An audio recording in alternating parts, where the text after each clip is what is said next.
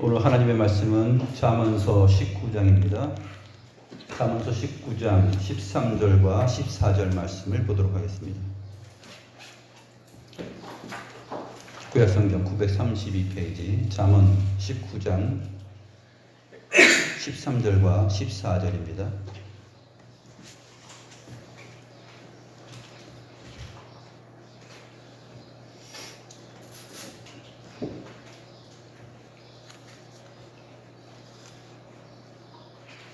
같이 한번 읽겠습니다. 미련한 아들은 그의 아비의 재앙이요 다투는 아내는 이어 떨어지는 물방울이니라. 집과 재물은 조상에게서 상속하거니와 슬기로운 아내는 여호와에게로서 말미암느니라. 오늘 본문에는 한 가정의 대표적인 구성원들이죠. 미련한 아들이 언급됩니다. 미련한 아들이면은 당연히 아버지와 어머니도 언급이 된 것이죠. 또 그 다음에 다투는 아내, 그래서 아내가 언급이 됩니다. 아들과 아내가 언급이 되는데, 아내와 아들 앞에 붙는 표현이 있습니다. 아들은 미련한 아들이다. 또 아내는 다투는 아내다. 이렇게 표현함으로써 하나님께서 한 가정에게 주신 구성원들 가운데 이 아들과 아내들이 하나님의 말씀과 또 하나님의 계명으로부터 멀리 떨어져 있는 사람들이다 하는 것을 우리가 보게 됩니다. 그래서 한 가정이 정말 존귀함을 받고 복되고 칭찬을 받고 할 때 그 구성원들이 어떠한 사람들인가 하는 것에 따라서 그 가족과 가정이 명예와 평판과 이러한 것들이 서게 되고 또 무너지게 되기도 합니다. 그런 부분에서 오늘 13절과 14절은 미련한 아들 또 다투는 아내 두 사람을 들어서 설명을 합니다. 그런데 사실 17장부터 18장, 19장에 이르기까지의 내용을 잠언서를 자세히 보시면 무엇을 말하고 있냐면 미련한 자와 다투는 자, 미련함과 다툼이라는 주제를 가지고서 17장, 18장, 19장이 진행되고 있다 하는 것을 우리는 발견하게 됩니다. 그 가운데서 18장 22절 같은 경우에 보게 되면 아내를 얻는 자는 복을 얻고 여호와께 은총을 받는 자니라. 그 위에 21절을 보게 되면은 죽고 사는 것이 혀의 힘에 달렸나니 혀를 쓰기 좋아하는 자는 혀의 열매를 먹으리라. 결국 이것이 잠언서가 사실은 어떤 부분에서는 한 절, 어떤 부분에서는 두 절, 짧게 이렇게 따로따로 그 의미를 가지고서 존재하는 경우도 후반부에 있지만 대부분의 경우는 문맥을 통하여서 이것이 형성되어 있다. 그 표현들이 문맥을 통하여서 형성되어 있다 하는 것을 우리는 보게 됩니다. 그래서 잠언서를 볼 때 21절과 22절이 어떻게 이어지는가? 18장 21절과 22절. 죽고 사는 것이 혀의 힘에 달렸나니 혀를 잘 다스려야 되겠구나. 말하는 것 조심해야 되겠구나. 물론 그것을 지금 말하고 있습니다. 그 다음에 보시죠. 18장 22절을 보면 아내를 얻는 자는 복을 얻고 여호와께 은총을 받는 자니라. 21절과 22절은 상관없는 것처럼 보입니다. 그 다음에 23절로 넘어가면 가난한 자는 간절한 말로 구하여도 부자는 엄한 말로 대답하느니라. 이 18장 끝과 19장으로 이어지는 이 내용들도 역시 따로따로 국밥인 것처럼 생각될 수가 있습니다. 그런데 사실 17장, 18장, 19장을 보게 되면 미련함과 다툼이라는 주제를 가장 핵심적인 내용으로 다루고 있고 그 미련함이라는 것이 어떤 의미에서 미련함인가 또 다투는 자는 어떤 의미에서 다투는 자인가 하는 것을 우리가 생각해야지만이 잠언서 이 본문에서 말하고 있는 내용들을 제대로 이해할 수가 있습니다. 그래서 18장 22절에 아내, 여자라고 되어 있는데 이샤, 여자로 되어 있는데 여자를 얻는 자는 복을 얻고 여호와께 은총을 받는 자니라. 파편적이고 독립적으로 되어 있는 것 같은데 19장으로 넘어가서 이 18장 22절을 받아서 설명을 합니다. 오늘 본문이죠. 19장 13절 보면 미련한 아들은 그의 아비의 재앙이요 다투는 아내는 이어 떨어지는 물방울이니라. 집과 재물은 조상에게서 상속하거니와 슬기로운 아내는 여호와께로서 말미암느니라. 그래서 다투는 아내가 13절에 다투는 아내가 14절에 가서 슬기로운 아내와 대비가 됩니다. 18장 22절에서의 아내 이 부분 전부 다 19장과 18장 본문 내용이 전부 다 이샤 여자로 되어 있는데 70인역이죠. 70인역 구약성경 그 히브리어를 헬라어로 바로 번역한 70인역 성경을 보게 되면 18장 22절의 아내, 여자 이 부분을 19장 14절에 있는 슬기로운 아내, 슬기로운이라는 말을 붙여서 이렇게 번역을 했습니다. 그러니까 70인역 성경에서 볼 때 번역을 할 때 이 번역자들이 벌써 해석을 한 거죠. 18장 22절의 내용은 19장 14절에서 말하는 슬기로운 아내, 이 아내를 말하는 것이다 해서 슬기로운이라는 단어를 같이 넣어서 번역을 했습니다. 그러면 보시죠. 아내를 얻는 자는 복을 얻고 여호와께 은총을 받는 자니라. 아내를 얻는 자가 곧 복을 얻는 자다. 좋은 아내를 얻는 것은 무엇이냐면 우리 집에 복동이가 들어왔구나 하는 그러한 표현들 쓰지 않습니까? 좋은 아내를 한 남편이 맞이하였을 때 그 집에 복동이가 불러왔다 이렇게 말을 하는데 정말 좋은 아내, 슬기로운 아내를 말하는데 이 슬기로운 아내는 사실상 잠언서 31장에 가서 현숙한 여인, 현숙한 아내로 표현이 되고 있습니다. 우리가 잘 살펴봤던 내용이죠. 잠언 31장 10절에 보면 누가 현숙한 여인을 찾아 얻겠느냐. 이 현숙한 여인은 사실 힘 있는, 능력 있는 여자인데 이 힘 있고 능력 있는 여자를 자세히 보게 되면은 잠언 31장 끝부분에서 30절에 보게 되면 고운 것도 거짓되고 아름다운 것도 헛되나 오직 여호와를 경외하는 여자는 칭찬을 받을 것이라 이렇게 표현되고 있습니다.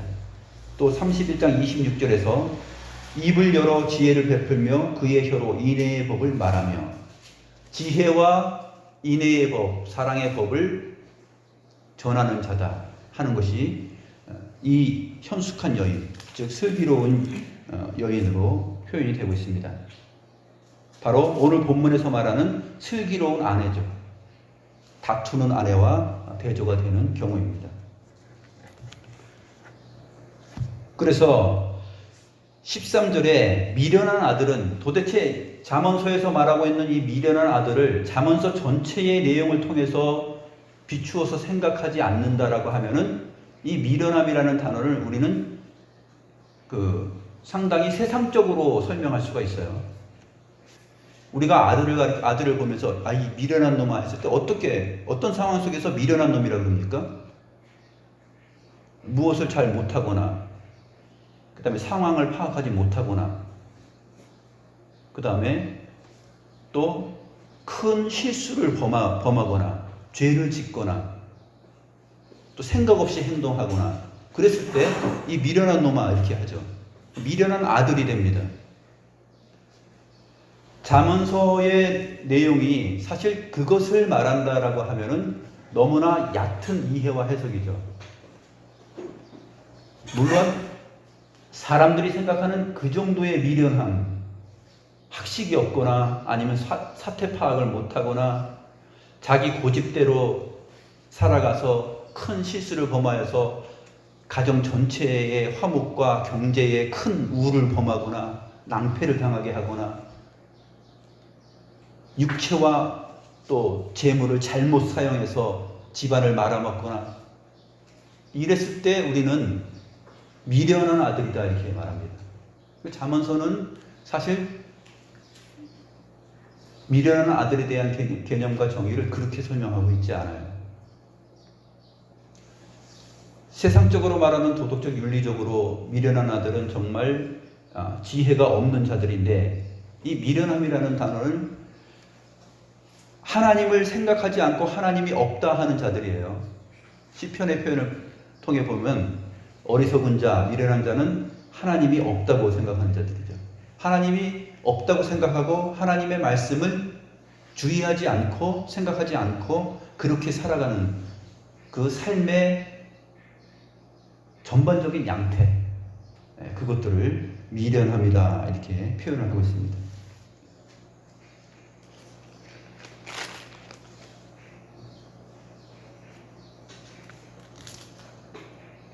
(17장) 14절에서 16절 말씀을 한번 보겠습니다. 지난 시간에 우리가 17장을 찾았었는데, 지난 시간의 본문하고 이어지는 내용입니다. 17장 14절. 다투는 시작은 둑에서 물이 새는 것 같은즉 싸움이 일어나기 전에 시비를 그칠 것이니라. 이 다툼의 시작이라는 것은 뚝에서 물이 새는 것 같아요. 그러니까 뚝에서 물이 새면 어떻습니까? 뚝이 무너지죠. 그리고 그것을 막을 수 있는 방법이, 정말 제어할 수 있는 방법이 없습니다. 근데 이 다툼의 문제, 이 부분, 미련함과 다툼이라는 것이 서로 쌍을 이루고서 잠언서에서 나가고 있는데, 그것을 오늘 본문에서는 미련한 아들을 덧붙였고, 그 다음에 다툼이라는 부분을 다투는 아내를 언급했습니다. 그렇게 하면서 이제 설명을 하는 것이죠. 그런데 이 다툼의 시작이라는 것이 뚝에서 물이 새는 것 같이 강력한 그 터짐으로 이렇게 진행을 하게 되는데, 이것을 막기가 힘듭니다. 어떤 것이냐 하면 15절입니다. 17장 15절. 악인을 의롭다 하고 의인을 악하다 하는 이 두 사람은 다 여호와께 미움을 받는 자니라. 여호와께 미움을 받고 여호와의 말씀으로부터 떠난 삶이죠. 구체적으로 설명합니다. 악인을 의롭다 하고 의인을 악하다 하는 것. 이런 경우가 사실은 하나님과 다투는 일이요. 지난 시간에 모세와 다투고 여호와와 다투고, 그 백성들이 하나님의 율법을 떠나서 하나님과 관계없이 살아갈 때 하나님과 다투고 모세와 다투고, 그 다음에 어떻게 살아가냐면 이스라엘 백성들은 결국 악인을 의롭다 하고 의인을 악하다 하는 그러한 삶을 이스라엘 역사 속에서 보여줍니다. 그래서 율법에 보게 되면 재판할 때 재판을 똑바로 해라 하는 말들이 율법서에 그렇게 많이 나오는 것입니다.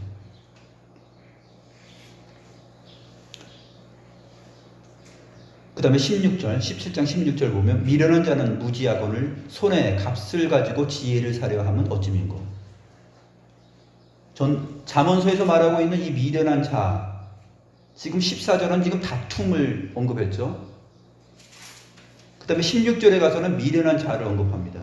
미련한 자는 무지한데 손에 값을 가지고 지혜를 사려 함이 어찌민고. 지혜라는 것이 그냥 돈을 가지고 물건을 사듯이 살 수 있는 것처럼 생각하는 것이죠. 욥기 28장을 우리가 잘 들었지 않습니까? 욥기 28장에 보게 되면 땅 끝까지 내려가서 지하 갱도에 매달려서 지혜가 거기 있는가 찾아보니까 지혜가 없죠. 깊은 물과 바다가 얘기하죠. 너희들이 나한테 깊은 물에 지혜가 있거니 하고서 찾아도 나는 내 속에는 지혜가 없다 이렇게 말합니다. 모든 생물의 눈에 감추어졌고 지혜는 비교할 수 없고 또 값으로 측량할 수도 없다, 헤아릴 수도 없다, 그런 말들을 욥기 28장에서 했습니다. 지혜와 명철은 어디서 오는가? 지혜와 명철은 그 주소지가 같죠. 지혜를 얻으면 명철도 얻는다 하는 것입니다. 근데 이 미련한 자는 무지하여서 이러한 하나님의 말씀과 하나님 자체에 대해서 무지하기 때문에 지혜를 그렇게 사려고 합니다. 사도행전 8장 20절에 보게 되면은 성령을 값으로 사려고 하는 마술사가 있죠. 성령의 역사가 나타나니까 그 하나님의 영의 지혜가 그러한 하나님의 나라의 큰 일을 일으키지 않습니까? 그러니까 나 저거 사고 싶다 해가지고 살려고 합니다. 하나님의 영의 그 지혜를, 그 능력을 살 수 있는가? 어리석고 미련한 자죠. 그래서 17장에서도 계속해서 보면은 미련함과 또 다툼, 이러한 내용들이 계속 언급되면서 새롭게 표현되고 또 거듭거듭 강조하는 표현을 하고 있습니다. 17장 21절에서 25절까지 말씀 보겠습니다. 17장 21절에서 26절까지 보죠. 미련한 자를 낳는 자는 근심을 당하나니 미련한 자의 아비는 낙이 없느니라. 미련한 자를 낳는 자는 근심을 당해요. 그 미련한 자의 아비는 낙이 없다, 즐거움이 없다, 이렇게 표현하고 있습니다. 22절에 마음의 즐거움은 양약이라도 심령의 근심은 뼈를 마르게 하느니라.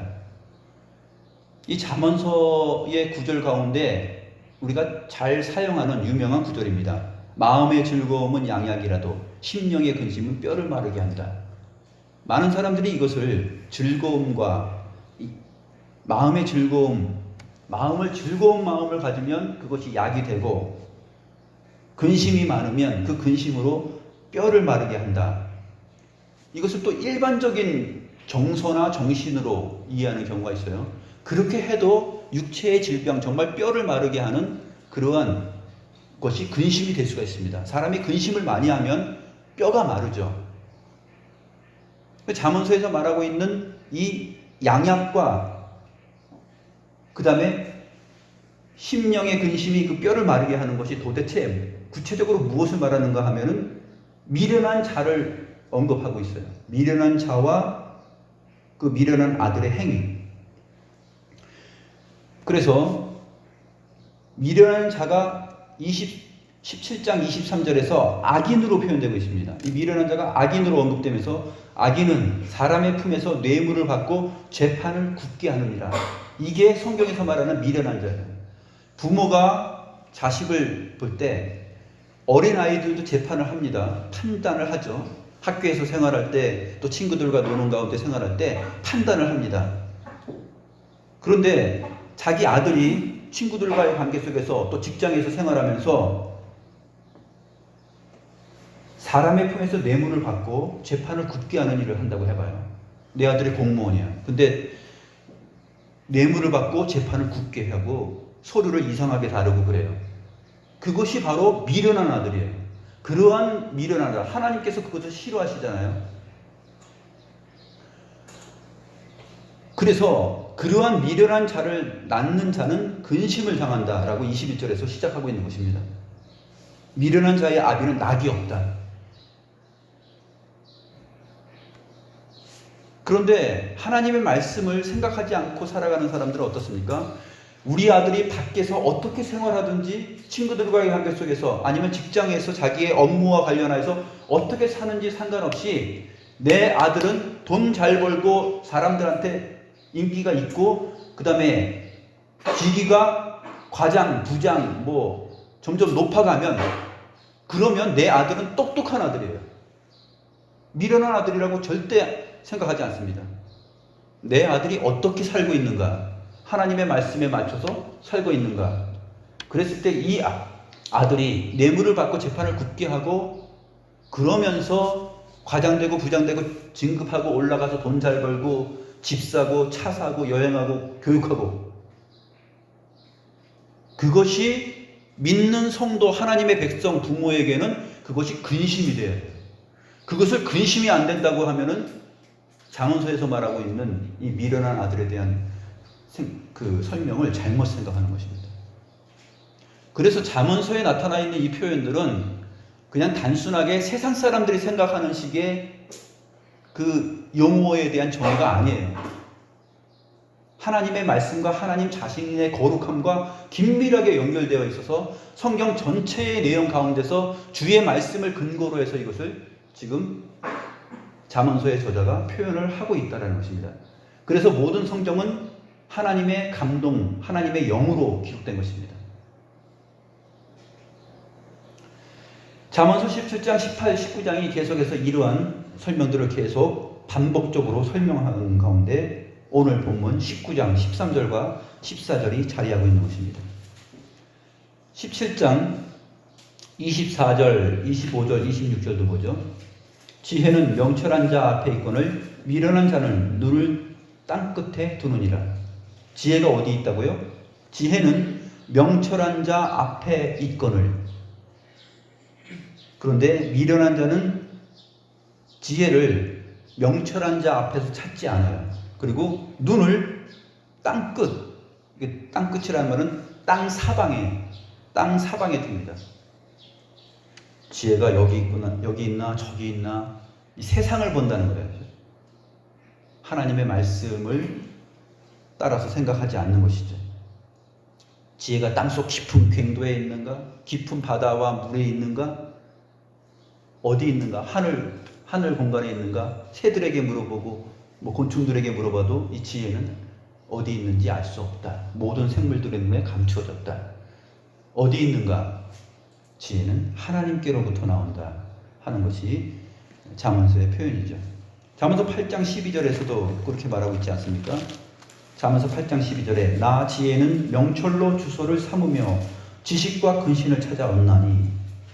그래서 대저 지혜는 진주보다 나음으로 원하는 모든 것을 이에 비교할 수 없음이니라 라고 말하면서 이 지혜가 욥기 28장에서 말하는 내용과 같은 설명으로 표현되고 있습니다. 지혜는 명철로 주소를 삼고 있기 때문에 지혜를 어디서 찾느냐? 지혜는 명철한 자 앞에 있다라고 하는 것입니다. 주소가 같으니까. 그것이 바로 17장 24절의 표현입니다. 그런데 25절에 미련한 아들은 그 아비의 근심이 되고 그 어미의 고통이 되느니라. 사실 이 미련한 아들은 21절에 미련한 자죠. 왜냐하면 미련한 자의 아비는 즐거움이 없다고 했으니까. 근데 21절과 25절에는 뚝 떨어져 있는데 같은 내용을 말하고 있고 그 사이에 21절과 25절 사이에 23절, 24절이 놓여 있는 것입니다. 내용은 뭐죠? 악인의 성향이에요. 사람의 품에서 뇌물을 받고 재판을 굳게 하는 하나님의 말씀과 상반되는 삶을 살아가는 자를, 그러한 자를 미련한 자로 표현을 하고 있고 그것이 양악이 될 수 없고 근심이 됩니다.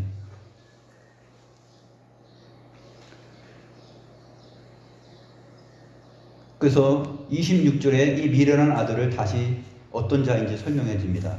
의인을 벌하는 것과 귀인을 정직하다고 때리는 것은 선하지 못하니라. 의인을 벌하고 귀인을 정직하다고 때리는 것, 그러한 일을 이 미련한 아들, 미련한 자가 하고 있다. 그렇게 설명하고 있습니다.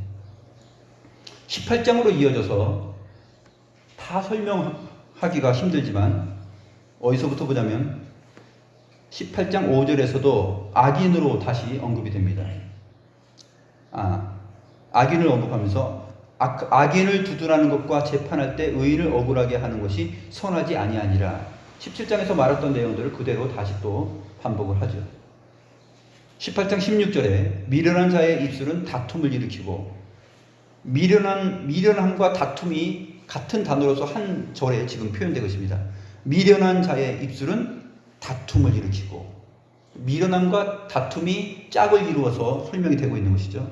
이게 오늘 본문 19장 13절 미련한 아들은 그의 아비의 재앙이요 다투는 아내는 이어 떨어지는 물방울이니라 라는 내용의 짝이에요. 미련한 아들은 그의 아비의 재앙이라면, 재앙을 어떻게 설명하냐면 다투는 아내로 설명하는데 이어서 끊임없이 떨어지는 물방울이다 이렇게 표현합니다. 재앙이 무엇입니까? 끊임없이 떨어지는 재앙, 막을 수 없는, 제어가 안 되는 그러한 상태를 설명합니다. 그래서 이 부분이 잠언서 뒷부분에 가서 잘 설명이 되는데, 잠언 27장 보겠습니다. 잠언 27장 15절과 16절을 보겠습니다.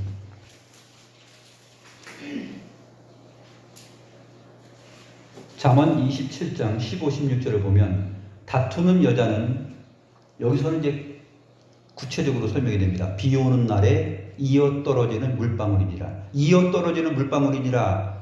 다투는 여자는 이어 떨어지는 물방울이니라 라고 오늘 본문에서 언급됐는데 27장 15절에서는 설명이 하나 들어가 있죠. 비 오는 날에.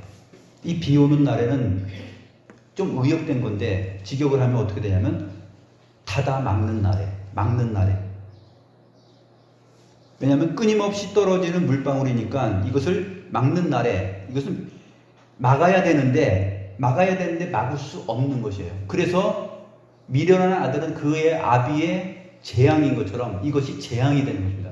재앙이라는 의미를 미련함이 그의 아비에게, 미련한 아들이 그의 아비에게 재앙이듯이 미련한 아내가 그의 남편에게 어떻게 재앙이냐 하면은 끊임없이 이어 떨어지는 물방울인데 그것이 어떤 날이냐면은 막는 날에 계속 떨어지는 거예요.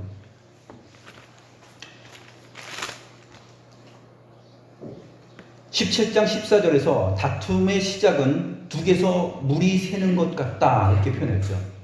물이 새는 것이에요. 계속해서 뚝에서 물이 새는 것처럼 또 하늘에서 떨어지는 이 물방울, 그것을 막는 날에 이것을 막아야 되는데 막지 못할 만큼 이것이 끊임없이 떨어진다. 뚝에서 물이 새듯이.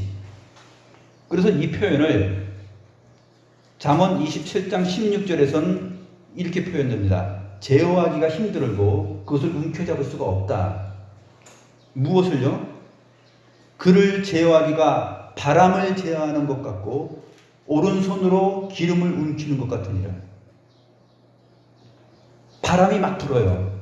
바람이 계속 지속적으로 끊임없이 이어서 부는데 그 바람을 제어하기가 힘들잖아요. 그것이 뭐냐면 다투는 여자의 실상이에요. 단순히 이것이 집안에서 아내가 남편에게 바가지 긁고 말 많이 하고 그 남편 피곤하게 만들고 하는 이런 차원의 것이 아니라 아내들이요 바가지 긁지 마세요 하면서 이런 식으로 설교하는 경우들이 많아요. 잠언서에서는 사실 그러한 설명을 그렇게 수준 없이 하고 있지 않습니다. 이 다툼이라는 이 정의를 하나님과 다투는 일부터 거기서부터 시작해요. 무엇이 하나님과 다투는 것인가? 또 무엇이 사람과 다투는 것인가? 그 문제를 지금 잠언서에서는 계속 다루고 있는 것입니다. 그렇기 때문에 미련함이라는 것과 다툼이라는 것이 사전적 정의로는 틀리지만 미련함이 곧 다툼이에요. 여호와와 다투는 것이 미련함이고 이 미련함은 또 다툼이다라고 표현이 되는 것입니다. 그래서 짝을 이루면서 계속 17장, 18장, 19장에서 미련함과 다툼이 같이 언급되고 있고 이 미련함과 다툼은 한 집안에 속해 있다라는 것을 한 통속이고 같은 의미다라는 것을 어떻게 표현합니까? 미련한 아들로 표현하고 다투는 아내로 표현하는 것입니다. 그것이 주소가 같다는 거예요. 지혜와 명철의 주소가 같은 것처럼 미련함과 다툼의 주소도 한 집안 안에 있는 것으로 묘사를 하고 있는 것입니다.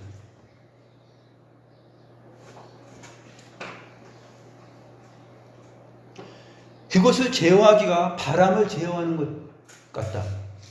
아무리 막으려고 해도 막을 수가 없어요.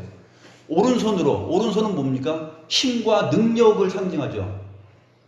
힘 있는 손으로 기름을, 아무리 힘이 있다고 해서 기름이 계속 새어나 끊임없이 이어서 새 나오는데 손으로 그 기름을 오른손으로 제어하려고 해도 이거 제어하지가 되지가 않아요.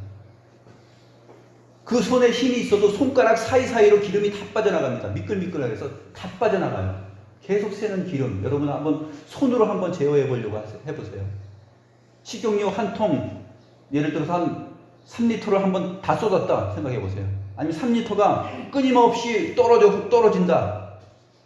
계속 이어서 떨어진다. 식용유 한 통을 부으면서 그것을 오른손으로 그 기름을 손으로 잡아보려고 해보세요. 제어가 됩니까? 그럼 막지 못한다는 것이에요.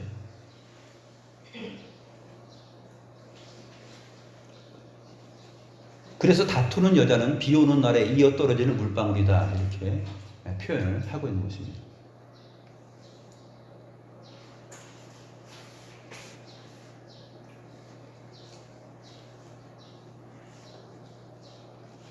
잠언서 전체의 내용이 내 아들아 하면서 이렇게 설명되잖아요. 내 아들아, 내 자녀들아.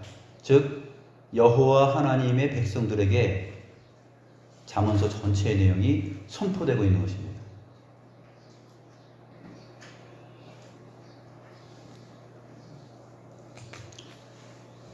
그래서 잠언서 27장 22절을 보죠. 얼만큼 제어할 수 없냐면 27장 22절 다 같이 한번 읽어볼까요? 잠언 27장 22절 미련한 자를 곡물과 함께 절구에 넣고 공의로 찌울지라도 그의 미련은 벗겨지지 아니하느니라. 미련한 자를 곡물과 함께 절구에 넣고 공의로 찌어요. 이게 참 정말 너무나 실감나지 않습니까? 절구에 넣고 막 찌어. 곡식들은 이 찌면은 벗겨집니다. 나머지 모든 자연에서 생산되는 곡물들은 콩도 그렇고 다 벗겨져요. 근데 이 미련한 자는 안 벗겨져요. 만물보다 거짓되고 심히 부패한 것이 마음이다 그러지 않습니까? 안 벗겨집니다. 이 미련함이라는 것은 안 벗겨져요. 다투는 여자도 마찬가지죠. 여기는 미련한 자를 언급했지만 사실 다투는 여자가 15절에서 나오는데 사실 미련함과 다툼이 지금 짝을 이루기 때문에 다투는 여자도 마찬가지예요. 곡물과 함께 절구에 넣고 공의로 찌우면 그의 다투는 일이 이것이 벗겨지거나 해결되지가 않습니다. 제어가 안 돼요. 얼마나 하나님 없이 하나님 말씀 없이 자기 자아로서 세상을 살기에 완고한지, 얼마나 미련하고 얼마나 여호와와 여호와의 말씀과 다투는 그러한 식의 인생관을 가지고 살아가는지 아무리 빻아도 이 껍질이 벗겨지지가 않습니다. 새 옷을, 그리스도 안에서 새 옷을 입어야 되는데 옛사람이 벗겨지지가 않아요.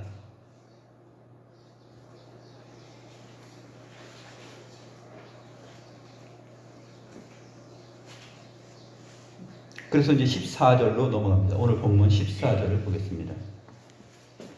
집과 재물은 조상에게서 상속하거니와 슬기로운 아내는 여호와께로서 말미암느니라.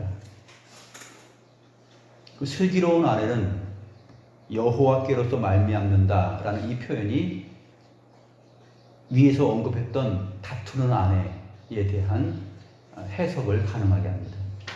슬기로운 아내, 잠언서에서 말하는 슬기로운 아내는 누구인가? 잠언 31장에 가서 현숙한 아내로 나오는 그 여인입니다. 그 입술로 인애를 말하고 하나님의 법을 선포하는 여인. 그 주의 말씀 안에 자기가 거하면서 지혜롭게 그 가사의 모든 일들을 돌보는 것. 식구들을 돌보고 종들을 돌보고 일을 하고 그렇게 하나님의 말씀에 근거하여서 그렇게 가사 일을 하는 그 여인이 바로 현숙한 여인이죠.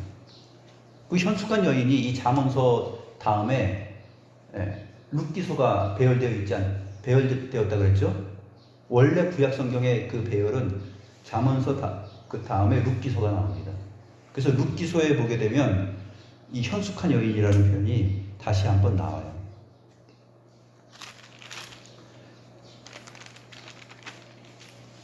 룻기소 한번 보겠습니다.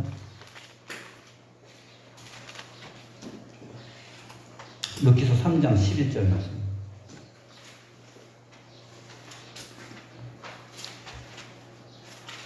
어머니의 하나님이 나의 하나님이고 또 어머니의 백성이 나의 백성이다 하면서 사실 하나님을 인정하고 하나님의 말씀을 받아들인 그 룻이죠. 근데 이 룻에 대한 표현이 어떻게 표현되고 있냐면 3장 11절에서 그리고 이제 내 딸아 두려워하지 말라. 내가 내 말대로 내게 다 행하리라. 내가 현숙한 여자인 줄을 나의 성읍 백성이 다 아느니라. 히브리어 그 잠언서 31장 10절에 현숙한 여인하고 단어가 똑같이 되어 있어요. 현숙한 여인. 그 입에 항상 하나님의 법이 있고 이 하나님의 인애를 가지고서 말을 하고 여호와를 경외하는 여자. 현숙한 여인. 여호와를 경외하는 여자다. 슬기로운 여자다. 이렇게 표현을 하고 있습니다. 집과 재물은 조상에게서 상속하거니와.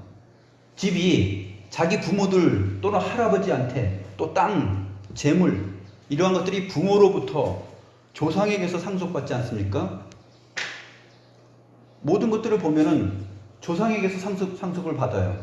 그런데 슬기로운 아내는 여호와께로서 말미암는다 이렇게 되어 있습니다. 슬기로운 아내를 내 아버지가 내 어머니가 상속시켜 줄 수 있을까요? 절대 그렇게 할 수 없습니다. 이 성경이 말하고 있는 잠언서가 말하고 있는 이 슬기로운 아내는 여호와와 다투지 않고 여호와를 경외하면서 그렇게 살아가는 이 여자, 이 아내를 얻는 것은 부모가 어찌 해줄 수가 없습니다.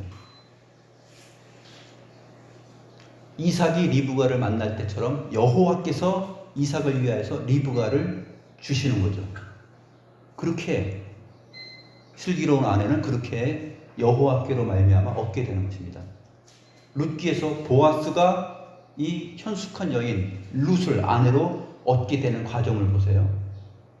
이것이 모압 여인 룻이 베들레헴 유다 사람 보아스의 아내가 되는 것은 하나님께로서 오는 것이지 어찌 그것이 집과 재물이 조상에게서 얻는 것처럼 그렇게 상속되는 것처럼 그렇게 얻어졌습니까? 성경을 보면 현숙한 여인, 슬기로운 여인, 하나님을 경외하는 여인은 절대 조상들에게서부터 얻어지거나 오지 않는다 하는 것을 말하고 있습니다. 우리 가운데 자녀들이 믿음의 아내를 얻고 하나님을 경외하는 그러한 신실한 아내와 남편을 얻게 되는 것은 조상들, 그 부모들의 재능과 부모들의 어떤 위치와 또 재산과 그 어떤 것으로서 성경이 말하는 이 하나님의 사람을 얻게 할 수 없다. 하나님께로부터 옵니다. 아담에게 하와를 줄 때, 그렇죠? 아담의 아내 하와를 아담에게 데려다 주신 분이 바로 하나님이세요. 하나님께로부터 오는 것이죠. 그 원리가 원래 창조 원리 안에 다 있는 것이죠. 물론 그 여인을 통해서 또 아담이 범죄하게 되고 타락하였지만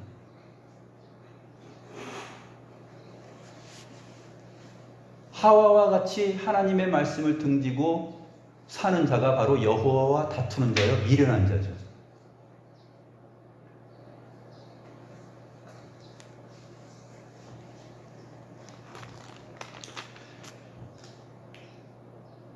그러나 교회를 보면 안타까운 사실들이 뭐냐면 이 잠언서의 내용들을 너무나 쉽게 생각합니다. 잠언서가 쉽습니까? 여러분 어떠세요? 설교 들으니까? 살펴보니까 잠언서 쉽습니까? 절대 쉽지 않습니다. 그런데 쉬워요. 하나님의 말씀을 잘 알면 잠언서는 정말로 너무나 쉬워요. 성경 전체의 문맥과 내용을 잘 알고 있다면 하나님이 어떤 분이시고 하나님의 백성들이 어떠해야 되는지를 성경이 말하고 있는 것이 그 성경 전체의 포인트다라고 생각하면은 잠언서는 너무나 쉽습니다. 그런데 이것을 세상적 지혜로, 세상적 원리로, 내 경험, 인생의 경험으로 볼 때, 잠언서 이 구절, 이런 표현은 이런 내용이겠구나 하고 이렇게 보면은 끝없는 미궁으로 빠집니다. 하나님의 말씀이 말하는 원리 안으로 도달할 수가 없어요.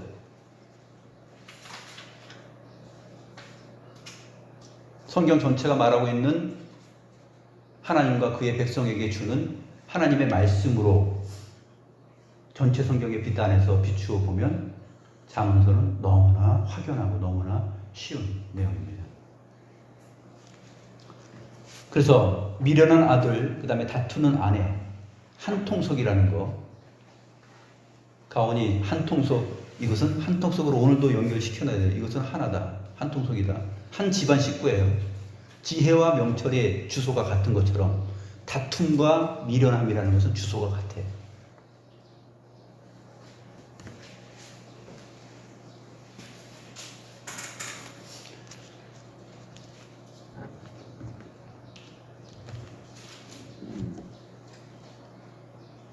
그래서 사실은 잠언서 31장에서 현숙한 아내를 소개하면서 여호와를 경외하는 자로 소개하는 그 내용은 사실 그 현숙한 아내를 들여다보면은 미련하지 않은 아들, 지혜로운 아들까지도 볼 수 있어요.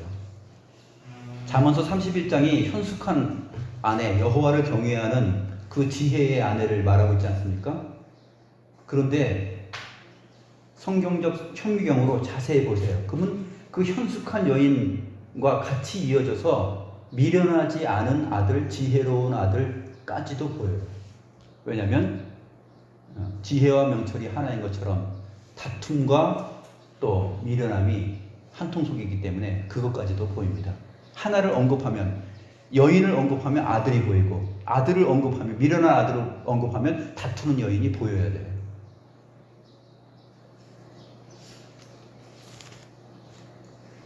마치 이런 것과 같죠. 사람이 거듭나는 것은 물과 성령으로 거듭난다 했을 때 물로 세례를 받는 것을 보면 성령이 보이고, 아, 성령 세례구나 했을 때는 그 물로 정결케 되듯이 정결케 되는 것이구나 하는 것처럼, 물과 성령, 물 곧 성령으로 이해하는 것처럼, 그렇게 성경을 볼 때, 읽고 볼 때 그렇게 보시면은 잠언서가 말하고자 하는 핵심적인 표현들을 잘 이해할 수가 있습니다. 기도하시겠습니다.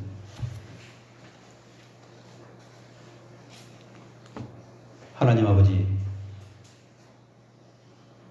잠언서 전체에서 말하고 있는 지혜로운 아들, 또 하나님의 아들들, 하나님의 백성들에게 주시는 교훈들을 오늘도 살펴보았습니다. 미련한 아들은 어떤 아들인지, 또 다투는 여인은 어떠한 여인을 가리켜 말하는지 우리가 살펴보았습니다. 이 미련함과 다툼이라는 단어가 한 집안 식구인 것을 저희들이 지혜와 명철의 주소가 같은 것처럼 깨달았사옵나이다.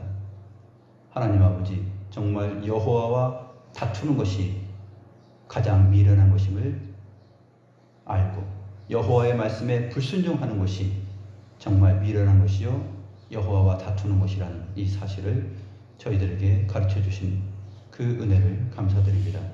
이 말씀을 한 주간도 저희들의 마음에 새기고, 무엇이 지혜로운 아들이며 또 무엇이 다투지 않고 하나님의 말씀과 일치하는 여인인 것인지를 생각하면서 한 주간의 삶을 살게 하옵소서. 오직 여호와를 경외하는 것이 지혜며 악을 떠나는 것이 명철인 것을 생각하면서 살아갈 수 있는 저희 모두가 되게 하옵소서. 하나님께 감사함을 드리며 살아계신 주 예수 그리스도의 이름으로 기도드리옵나이다. 아멘.